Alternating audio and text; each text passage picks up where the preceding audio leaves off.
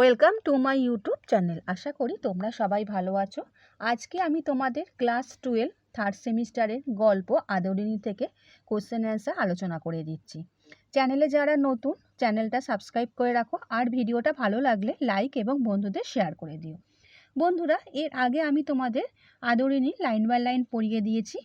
যারা দেখোনি তারা আমার চ্যানেলে গিয়ে সেই ভিডিও দেখে নিতে পারো। আমি তোমাদের ডেসক্রিপশন বক্সের লিঙ্কটা দিয়ে দেবো। তাহলে বন্ধুরা, আরম্ভ করে দিচ্ছি। আমার প্রথম কোশ্চেন, আদরিণী গল্পটি যে পত্রিকায় প্রকাশিত হয়েছিল?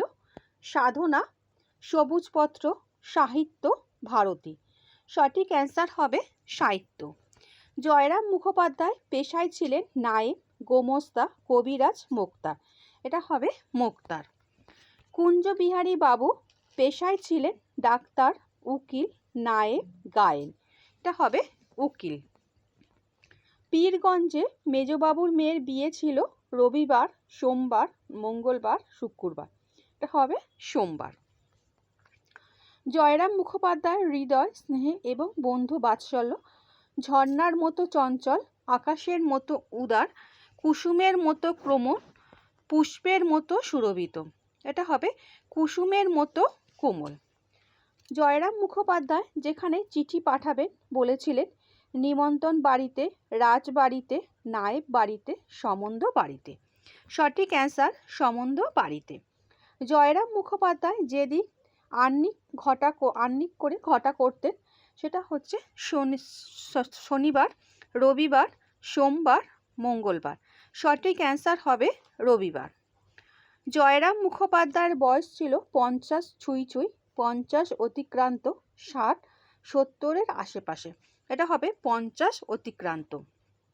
জয়রাম মুখোপাধ্যায়ের আদিবাস ছিল বরিশাল, খুলনা, যশোহর, ঢাকা।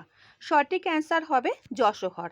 আদালত অবমাননার জন্য জয়রাম মুখোপাধ্যায়ের জরিমানা হয়েছিল 7 টাকা, 9 টাকা, 10 টাকা, 5 টাকা। এটা হবে 5 টাকা। জয়রাম মুখোপাধ্যায়ের বাড়িতে তাস পাশার আসর বসত প্রতি রবিবার অপরাহ্নকালে, দুপুরবেলায়, সন্ধ্যাবেলায়, যে কোনো সময়। এটা হবে অপরাহ্নকালে। ভৃত্য জয়রামবাবুর চিঠিটি দিয়েছিল দেওয়ানজিকে, নায়েব মশাইকে, নরেশচন্দ্রকে, দারোয়ানকে। সঠিক অ্যান্সার হবে দেওয়ানজিকে। নেক্সট কোশ্চেন, কীরা বন্ধ করিয়া হাত গুটাইয়া বসিলেন? মক্কেলরা, মুখুজ্জে মশাই, সমবেত ভদ্রলোকগণ, কর্মচারীবৃন্দ। সঠিক অ্যান্সার হবে সমবেত ভদ্রলোকগণ। উমাচরণ লাহিড়ী যেখানকার জমিদার ছিলেন? সৈয়দপুর, হাকিমপুর, বীরপুর, শ্রীপুর। সঠিক অ্যান্সার হবে বন্ধুরা বীরপুর। জয়রাম মুখোপাধ্যায়ের বাড়িতে হাতি এসেছিল বেলা 10টার সময়, বেলা 7টার সময়, বেলা 10টার সময়, বেলা 12টায়, বিকেল 4টে। সঠিক অ্যান্সার বেলা 7টার সময়। নেক্সট কোশ্চেন, তাহার ললাট রঞ্জিত করিয়া দিলেন? যার ললাট রঞ্জিত করা হয়েছিল কুল দেবতার আদরিণী জয়রাম মুখুজ্জের বড় বউয়ের। সঠিক অ্যান্সার আদরিণী। আদরিণীকে বরণের সময় আলো, চাল, কলা ইত্যাদি মাঙ্গল্য দ্রব্য দেওয়া হয়েছিল যাতে করে কুলো, ধামা, পিতলের থালা, ঝুড়ি। সঠিক অ্যান্সার ধামা। নিমন্ত্রণ রক্ষা করিয়া পীরগঞ্জ হইতে ফিরিবার পর দিনই বিকালে মুখোপাধ্যায় মশাই সাক্ষাৎ করিতে গেলেন নরেশচন্দ্রের বাড়ির সহিত, পরেশচন্দ্রের সহিত, মহেশচন্দ্রের সহিত, ভবেশচন্দ্রের সহিত। সঠিক অ্যান্সার নরেশচন্দ্রের সহিত। জেলকোট ভরিয়া গিয়াছে লোক সমাগমে, শিক্ষিত মোক্তারে, হাস্য পরিহাসে অপরাধীতে। সঠিক অ্যান্সার শিক্ষিত মোক্তারে। বামুনহাটে মেলা হয় চৈত্র সংক্রান্তিতে, পয়লা বৈশাখে, মকর সংক্রান্তিতে, কার্তিক সংক্রান্তিতে। সঠিক অ্যান্সার চৈত্র সংক্রান্তিতে।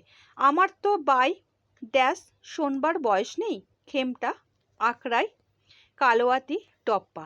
সঠিক অ্যান্সার খেমটা। জয়রাম মুখোপাধ্যায়ের হৃদয় ছিল অত্যন্ত কোমল ও বন্ধু বাৎসল্য, মায়াময়, স্নেহপ্রবণ, উদার। সঠিক অ্যান্সার স্নেহপ্রবণ। নেক্সট 23 নম্বর কোশ্চেন, সন্ধ্যার পর গৃহে ফিরিয়া ড্যাশ বসিয়া সমবেত বন্ধু মণ্ডলীর নিকট মুখোপাধ্যায় এই কাহিনী সবিস্তারে বিবৃত করলেন। বাগানে, বৈঠকখানায়, শয়নকক্ষে, আরাম কেদারায়। সঠিক অ্যান্সার হবে বন্ধুরা বৈঠকখানায়। নেক্সট কোশ্চেন, জয়রাম মুখোপাধ্যায়ের পাশা খেলা দেখছিলেন বারান্দায় বসে, বৈঠকখানায় বসে, ছাদের প্রান্তে বসে, বাগানে বসে। বৈঠকখানায় বসে। এরে বাছুর প্রসব করেছিল যে গরুটা তার নাম মানু, মঙ্গলা, সুভদ্রা, টেমি। এটা হবে মঙ্গলা। মহারাজের নাম ছিল নরেন্দ্র রায় চৌধুরী, নরেশচন্দ্র রায় চৌধুরী, তপেশচন্দ্র রায় চৌধুরী, তপেন্দ্র রায় চৌধুরী। সঠিক অ্যান্সার হবে নরেশচন্দ্র রায় চৌধুরী। পীরগঞ্জের বাবুদের বাড়িতে যার বিয়ে ছিল, মেজবাবুর মেয়ে, বড়বাবুর মেয়ে, বড়বাবুর ছেলে, সেজবাবুর ছেলে। সঠিক অ্যান্সার মেজবাবুর মেয়ে। জয়রাম মুখোপাধ্যায় প্রতিদিন সকালে যা করতেন, রামায়ণ পাঠ, প্রাতঃভ্রমণ, আহ্নিক, শরীরচর্চা। আহ্নিক। মেজবাবুর মেয়ের বিয়েতে বাইজি এসেছিল কলকাতা থেকে, লখনৌ থেকে, দিল্লি থেকে, বেনারস থেকে। সঠিক অ্যান্সার বেনারস থেকে। জয়রাম মুখোপাধ্যায় অকাতরে যা দান করতেন, অন্ন, ধর্মশিক্ষা, অর্থ, জ্ঞান। সঠিক অ্যান্সার অন্ন। হাতির পায়ে জল দিয়ে তাকে বরণ করেছিল জয়রাম মুখোপাধ্যায় জ্যৈষ্ঠ কন্যা, জ্যৈষ্ঠ পুত্রবধূ, কনিষ্ঠা পুত্রবধূ কোনোটিই নয়। সঠিক অ্যান্সার জ্যৈষ্ঠ পুত্রবধূ। একটি বড় মেলা হয়, যেখানে মেলাটি হয় ফকিরহাটে, বামুনহাটে, বামুনঘাটায়, গোঘাটে, বামুনঘাটে। তাহা হইলে তো কিঞ্চিৎ অত্যাগমন হইতে পারে, যেভাবে অর্থাগমন হইতে পারে, মুক্তারি করে, আইনি পরামর্শ দিয়ে, পতিত জমিতে চাষ করে, আদরিণীকে ভাড়া দিয়ে। সঠিক অ্যান্সার হবে। নেক্সট কোশ্চেন আমি যাচ্ছি। বড় ছেলে উপার্জনক্ষম হলে জয়রাম মুখোপাধ্যায় অবসর নিয়ে বাড়িতে বসে যা করতেন, হরিনাম, গৃহকর্ম, পাশা খেলা, গীতা পাঠ। সঠিক অ্যান্সার হরিনাম। তোমাদের 33 নম্বরের আমি উত্তরটা বলিনি, তোমরা আমাকে উত্তরটা কমেন্ট করে জানিও উত্তরটা কি হবে। নেক্সট 35 নম্বর কোশ্চেনে যাচ্ছি। হাতি ভাড়া দিয়ে জয়রাম মুখোপাধ্যায়ের আয় হতো সর্বাধিক 15 থেকে 20 টাকা, সর্বাধিক 10 থেকে 14 টাকা, সর্বাধিক 30 থেকে 40 টাকা কোনোটি নয়। সর্বাধিক 15 থেকে 20 টাকা।